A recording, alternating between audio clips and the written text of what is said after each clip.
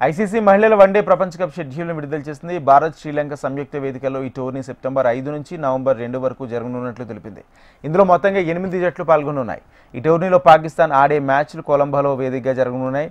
Australia జట్టు defending champion హోదాలో బరిలోకి దిగనుంది.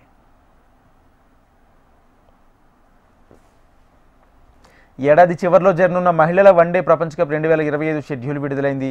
ఈ మేరకు అంతర్జాతీయ క్రికెట్ కౌన్సిల్ ఐసీసీ ఇందుకు సంబంధించిన షెడ్యూల్ను విడుదల చేసింది. అధికారికంగా సోషల్ మీడియాలో ప్రకటన చేసింది. ఈ ఏడాది సెప్టెంబర్ 5 నుంచి నవంబర్ 2 మధ్యలో భారత్ శ్రీలంక వేదికగా ఈ మెగా టోర్నీ జరగనున్నట్లు వెల్లడించింది. ఈ టోర్నీ ఏ స్టేడియంలో జరుగుతుందో షెడ్యూల్ విడుదల సందర్భంగా ఐసీసీ తెలిపింది. బెంగళూరులోని చిన్నస్వామి స్టేడియం, గౌహతిలో ఏసీఏ స్టేడియం, ఇండోర్లోని హల్కర్ స్టేడియం, విశాఖపట్నంలోని ఏసీఏ బీడీసీఏ క్రికెట్ స్టేడియంలో ఈ మ్యాచ్లు జరుగుతాయని తెలిపింది.